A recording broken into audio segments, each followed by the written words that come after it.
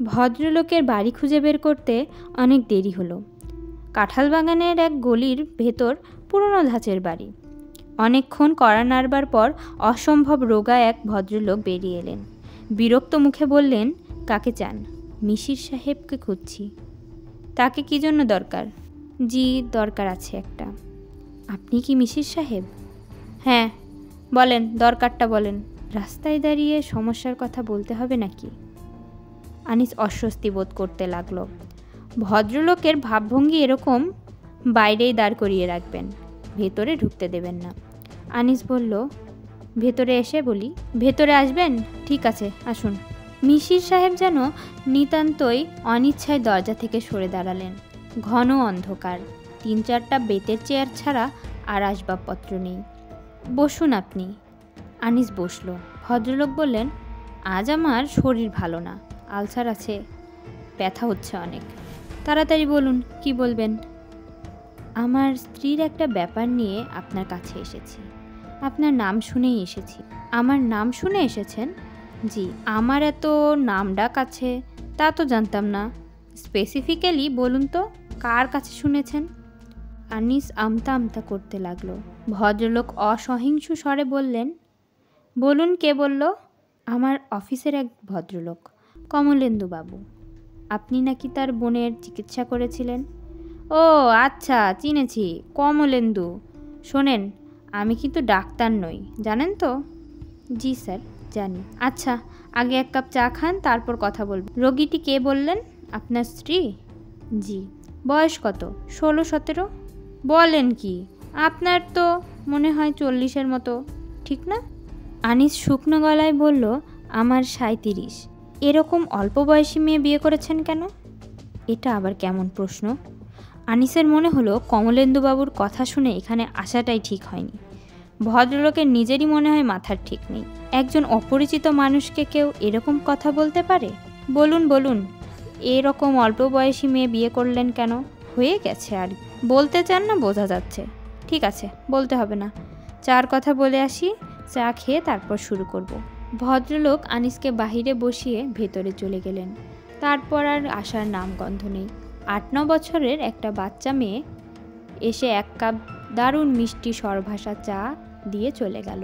তারপর আর কোনো সাড়া শব্দ নেই। দেখতে দেখতে সন্ধ্যা হয়ে গেল। আনিস বেশ কয়েকবার কাশল, দুবার গলা উঁচিয়ে ডাকলো, বাসায় কেউ আছেন? না, কোনো সাড়া নেই। কে এক ঝামেলা। কমলেন্দুবাবু অবশ্য বারবার বলে দিয়েছেন, এই লোকের কথাবার্তার ঠিক ঠিকানা নেই। তবে লোকটা অসাধারণ।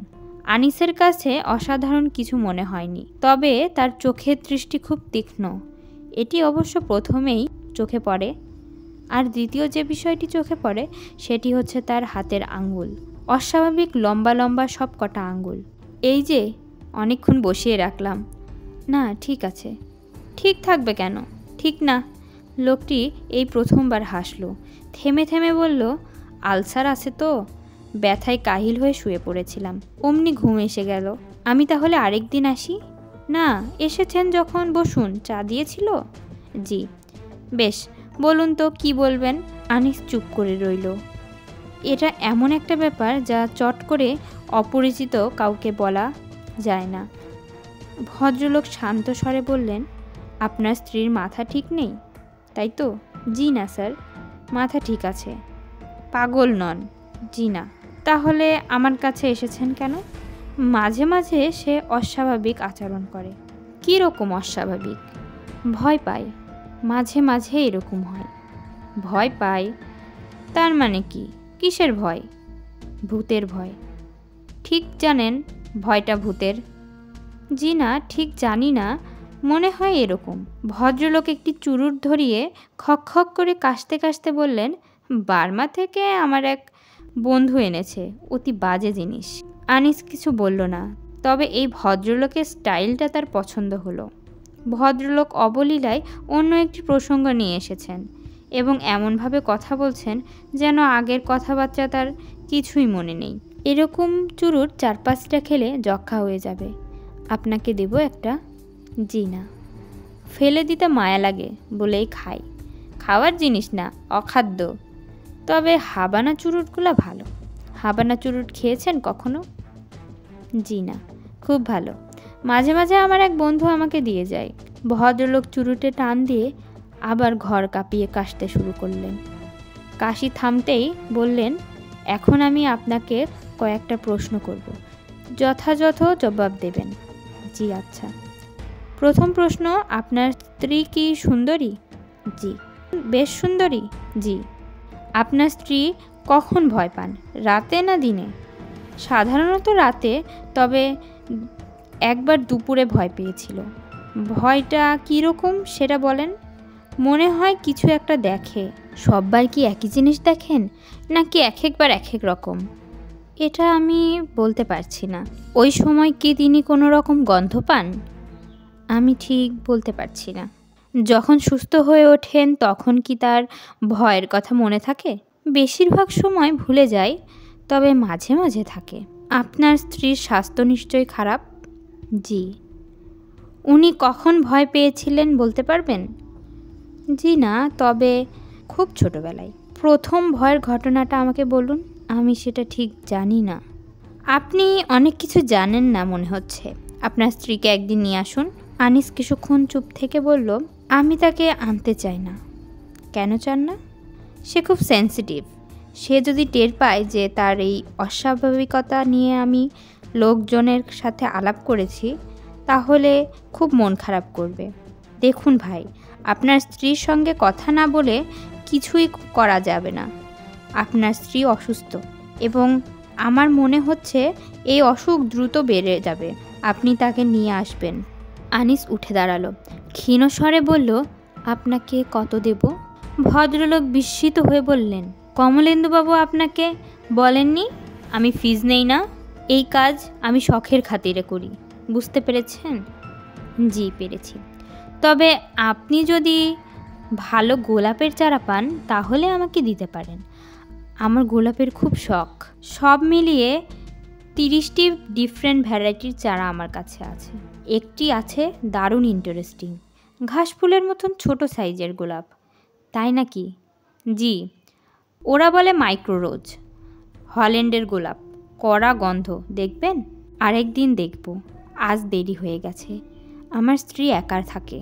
ও তাই নাকি? শোনেন, একা তাকে রাখবেন না। কখনো যেন মেয়েটি একা না থাকে, এটা খুব জরুরি। রাস্তায় নেমে আনিসের মন খারাপ হয়ে গেল। খামোখান সময় নষ্ট। লোকটা তেমন কিছুই জানে না। কমলেন্দুবাবু যেসব আধ্যাত্মিক শক্তি টক্তির কথা বলেছেন সেসব মনে হয় নেহাতি গাল গল্প। তবে লোকটির কথাবার্তা বেশ ফোর্সফুল। রানুকে বুঝিয়ে সুঝিয়ে একবার এনে দেখলে হয়। ক্ষতি তো কিছু নেই। তাছাড়া ভদ্রলোক খুব সম্ভব ফেলনাও নন। Clinical সাইকিয়াট্রির teacher. একেবারেই কিছু না জেনে তো আর কেউ মাস্টারি করে না। কিছু নিশ্চয় জানেন। মানুষের চেহারা দেখেই কিছু অনুমান করা ঠিক না। আনিস অফিসে চলে গেলে রানুর খুব একা লাগে। কিছুই করার থাকে না। গোছানো আলনা আবার নতুন করে গোছায়। বসার ঘরের বেতের সোফা ঝাড়ুন দিয়ে ঝাড়ে। শোবার মেঝে ভেজা ন্যাকড়া দিয়ে মুছতে মুছতে চকচকে করে ফেলে। তবুও সময় কাটে না। এক সময় তেতলার বারান্দায় গিয়ে বসে। এ বাড়ির ছোট বারান্দাটি তার খুব পছন্দ। গ্রিল দেওয়া বারান্দাটি গোলাকার। এখানে বসে অনেক দূর পর্যন্ত দেখা যায়। সামনে একটা মেয়েদের স্কুল।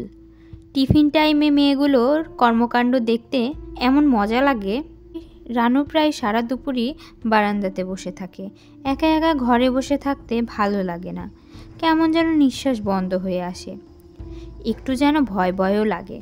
অবশ্য যখন দুপুর গড়িয়ে বিকেল নামে তখন আর সেই ভয় ভয় ভাবটা থাকে না। বিকেলবেলা বাড়িওয়ালার মেয়ে দুটি তাদের ভেতরের দিকের বাগানে বসে মজা করে চা খায়। চা খেতে খেতে দুইজনই খুব হাসাহাসি করে। এক এক দিন ওদের বাবাও সঙ্গে বসেন। রানুর দেখতে বেশ লাগে। ছোট মেয়েটির সঙ্গে রানুর কিছুদিন আগে আলাপ হয়েছিল। মেয়েটি বেশ খুব স্মার্ট, দেখতেও সুন্দর। একদিন দুপুরে রানুর বারান্দায় এসে বসেছে। মেয়েটি সেই এসে উপস্থিত, মুখে চাপা হাসি, হাতে কি একটা বই। এসেই বলল, আপনাকে একটা কথা জিজ্ঞেস করতে এসেছি। কি কথা? আপনি সারাদিন বারান্দায় বসে থাকেন কেন? সারাদিন কোথায়? দুপুরবেলায় বসি, কিছু করার নেই তো, একা একা লাগে। তা ঠিক, বসবো আপনার এখানে। আজ আমি কলেজ যাইনি, বোটানি প্র্যাকটিক্যাল ছিল তাই। মেয়েটি খুব সহজভাবে বলল। ঘণ্টাখানেকের মধ্যে একগাদা কথা বলল। তারপর যাবার সময় হঠাৎ বলল, আরেকটা কথা জিজ্ঞেস করব? করো। আপনি এত সুন্দর কেন? যে আমার চেয়ে বেশি সুন্দরী, আমার তাকে ভালো লাগে না। রানু কি বলবে ভেবে পেল না। মেয়েটি হাসতে হাসতে বলল, আমাদের ক্লাসের মেয়েদের কি ধারণা জানেন? তাদের ধারণা আমি হচ্ছি বাংলাদেশের সবচেয়ে সুন্দরী মহিলা। ওদের একদিন এনে আপনাকে দেখাবো। ঠিক আছে, দিও। আর একটু বসো, চা খাবে? না না, আমি চা বেশি খাই না। বেশি চা খেলে গায়ের রং ময়লা হয়ে যায়। মেয়েটি যেমন হুট করে এসেছিল তেমনি হুট করেই নিচে নেমে গেল। বেশ লাগলো রানুর। নতুন বাসাটা তার ভালোই লাগছে। পুরনো ঢাকা হলেও বেশ নিরিবিলি। মালিবাগের বাসাটার মতো নয়। নিঃশ্বাস নেবার জন্য জায়গা ছিল না। পাশ দিয়ে রাত দিন রিক্সা যাচ্ছে, গাড়ি যাচ্ছে। জঘন্য। এই বাসাটা ভেতরের দিকে। বাড়িওয়ালা ভদ্রলোকও বেশ ভালো মানুষ। প্রথম দিনেই আনিসকে বলেছে, আমার বাড়ি ভাড়া দেবার দরকার নেই। টাকার জন্যই তো বাড়ি ভাড়া। টাকা যথেষ্ট আছে, তবু 2 ঘর ভাড়াটে রাখি। কারণ এত বড় বাড়িতে মানুষ না থাকলে ভালো লাগে না। কবরখানা কবরখানা ভাব চলে আসে। তবে সবাইকে আমি বাড়ি ভাড়া দেই না, আপনাকে দিচ্ছি কারণ আপনাকে আমার পছন্দ হয়েছে। ভাড়াও খুব কম, মাত্র 600 টাকা। 3 রুমের এত বড় একটা বাড়ি 600 টাকায় পাওয়া ভাগ্যের ব্যাপার। রানু এখানে এসে হাঁপ ছেড়ে বেঁচেছে। সবচেয়ে পছন্দ হয়েছে বাথরুম। বড় ঝকঝকে একটা বাথরুম। বাসাটা রানুর খুব পছন্দ হয়েছে। আনিস যখন বলল, কি নেবে, পছন্দ হয়? হ্যাঁ। ভালো করে ভেবে বলো নেব কি না। 2 দিন পর যদি বলো পছন্দ না, তাহলে মুশকিলে পড়বে। মালবিবাগের বাসাটা ভালো ছিল, শুধু শুধু বদলালাম। এই বাসাটাও ভালো। রানু খুব খুশি মনে নতুন বাসা সাজালো। নিজেই পর্দা কিনে আনলো। সারা রাত জেগে সেলাই করলো। তার উৎসাহের সীমা নেই। বুঝলে রানু, সবার সঙ্গে মিলেমিশে থাকবে, অন্যদের বাসায় টাসায় যাবে। একা একা থাকার অভ্যাসটা ভালো না। যাবে তো? যাব। একা একা থাকলেই মানুষের মধ্যে নানান রকমের প্রবলেম দেখা যায়, বুঝলে? সব ভাড়াটেদের সঙ্গে খাতির রাখবে। ভাড়াটে তো মাত্র একজন, ওই ওনাদের বাসাতেই যাবে। বাড়িওয়ালার বাসায়ও যেও। আচ্ছা, যাব। রানু অবশ্যই যায়নি কোথাও, তার ভালো লাগে না। অন্যদের মতো সে কারোর সাথে সহজভাবে মিশতে পারে না। অন্যদের সামনে কেমন যেন আড়ষ্ট লাগে। বারান্দায় বেতের চেয়ারটায় বসে থাকতে ভালো লাগে। দুপুরটায় যা কষ্টের, দুপুরটা কেটে গেলেই অন্যরকম একটা শান্তি লাগে। কিন্তু আজকের দুপুরটা দীর্ঘ, কিছুতেই আর কাটছে না। বারান্দায় বসে থাকতেও ভালো লাগছে না। মেয়েদের স্কুলটাও কি কারণে যেন বন্ধ, বড্ড ফাঁকা ফাঁকা। কিছুক্ষণ শুয়ে থাকলে কেমন হয়।